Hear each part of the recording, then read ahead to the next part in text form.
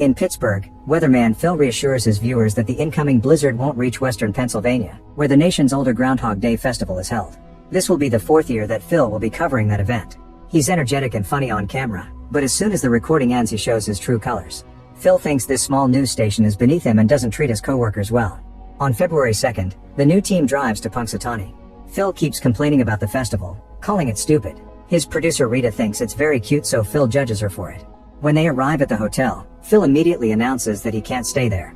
He slept there 2 years ago and hated it. However, Rita anticipated this and booked him a bed and breakfast. When she asks him to join them for dinner, Phil says no and insults the way they eat before leaving. Then Rita and cameraman Larry mock him attitude. The next morning, a bedside clock strikes 6 with the song I Got You Babe.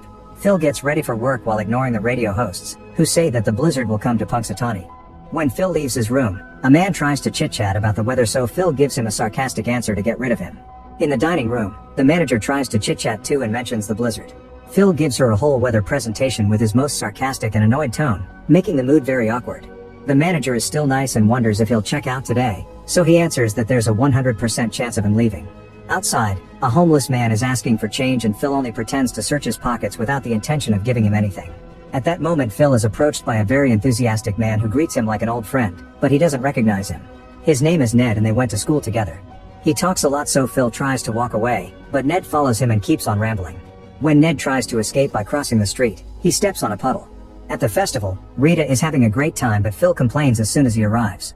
They start their report and Phil explains how the ritual works for the camera. If the groundhog sees his shadow and returns to his hole, there'll be 6 more weeks of winter. If he doesn't, they'll have an early spring.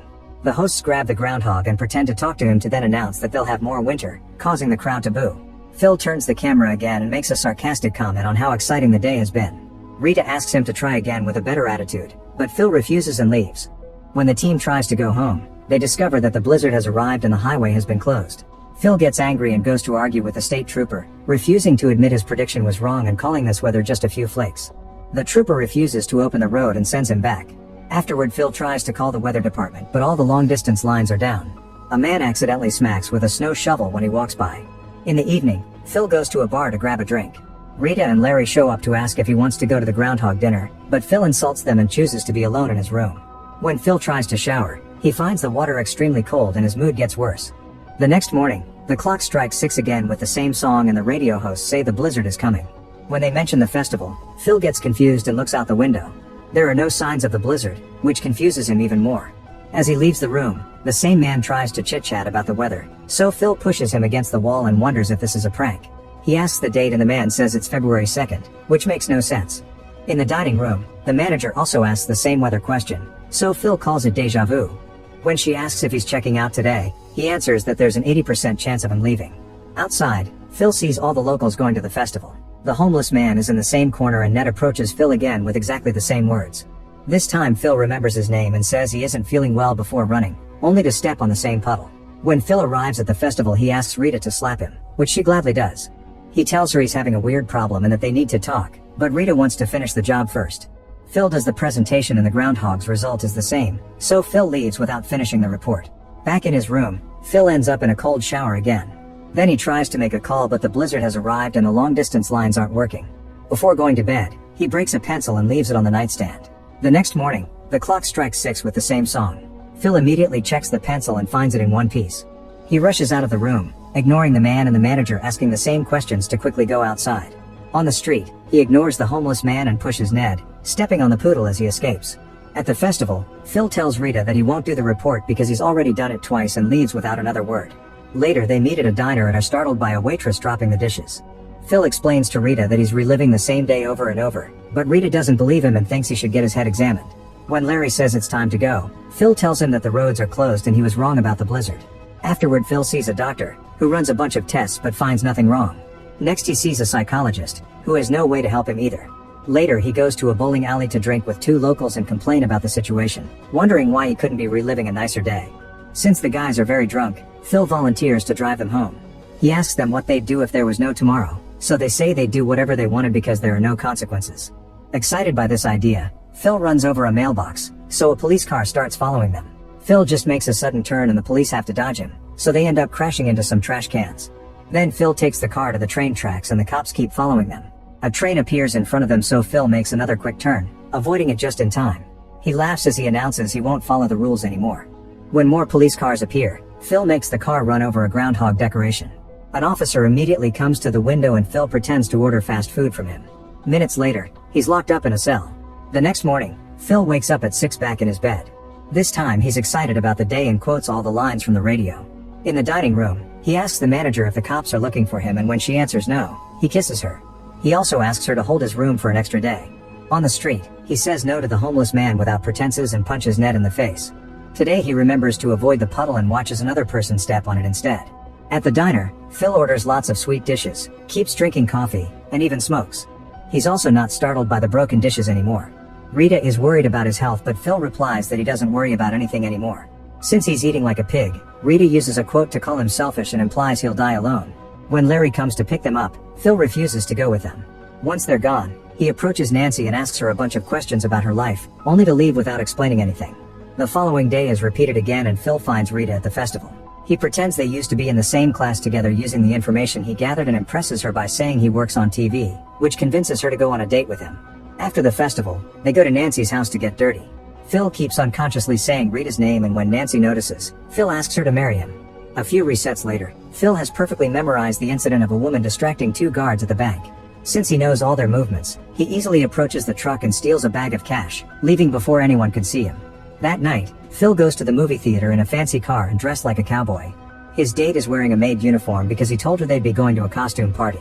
When Nancy walks by, Phil says hi to her, but she doesn't recognize him and ignores him. On another day, Phil asks Rita what she'd do if she only had one day to live, but Rita is confused by this question. Then Phil takes her to the diner and asks her lots of questions about her life. Rita answers most of them but doesn't say if she's seeing anyone. Phil admits he wants someone like her and wonders what kind of men she likes, so Rita lists all the characteristics she looks for. Phil thinks they apply to him, but she finds the idea laughable. During another repeat, Phil learns Rita's favorite drink, so he orders it when the day resets to create a connection.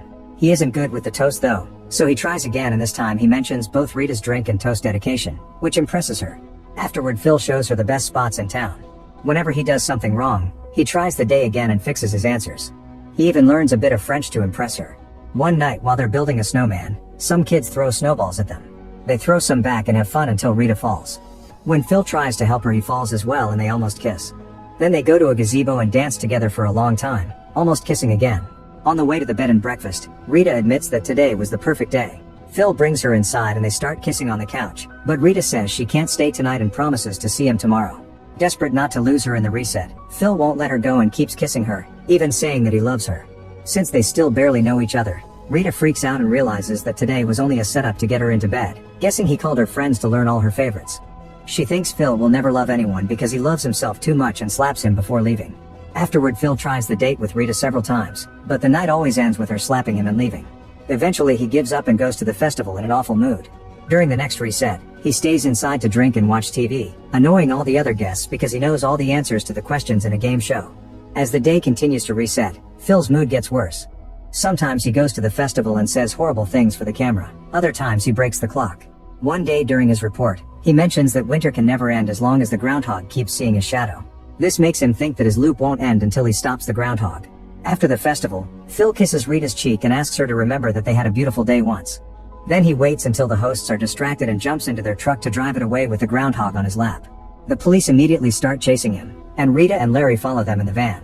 After driving through the countryside for a long time, Phil forces the truck to go through a fence to reach a construction site. His co-workers and the cops watch in shock as Phil drives toward the cliff and the truck falls, landing with an explosion.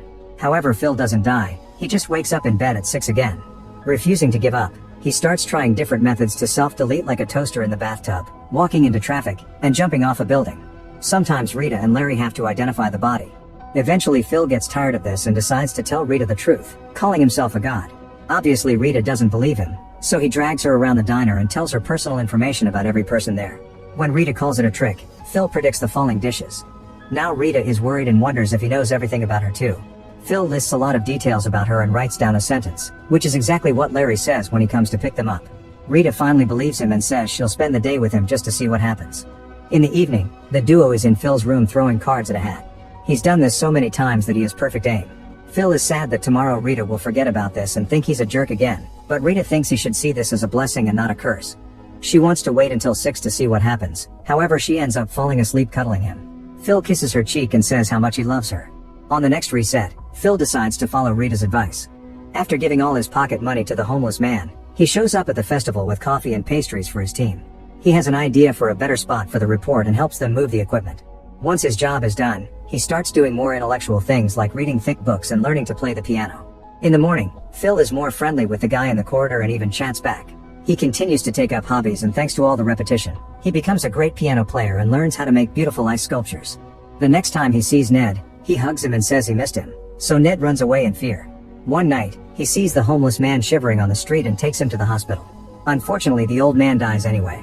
Phil is determined to fix it, so during the next reset, he finds the man early and takes him to the diner to feed him. Sadly, the man drops still dead when they leave. The next day during the festival, Phil gives a beautiful speech to deal with his grief, which is admired by everyone. Rita asks him if he wants to grab a cup of coffee, but he turns her down because he has some errands to take care of. Then he runs to a tree down the street and catches a falling kid just in time.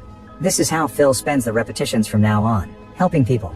He changes the tire of some old lady's car, gives the Heimlich maneuver to a man choking on his steak, lights Nancy's cigarette, and plays the piano at a party with a band. Rita is attending this party and is impressed by Phil again. When Phil has a break, he dances with Rita, but they keep getting interrupted by all the people who Phil helped coming to thank him. The host announces they're doing a bachelor auction for charity, so Phil volunteers as a bachelor. All the women are fighting over him and Rita has to offer almost $400 to win. Larry also volunteers, but nobody is interested, and an old woman ends up getting him for 25 cents.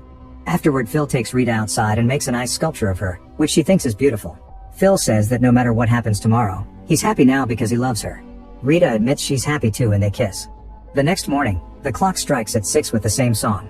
Phil is annoyed until Rita moves to turn it off, which means the day has finally changed.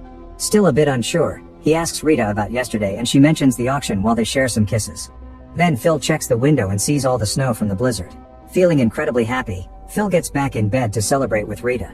Moments later, the new couple comes out and Phil concludes they should move to this town together. Make sure to subscribe and turn on notifications so you can watch more videos like this. Thanks for watching.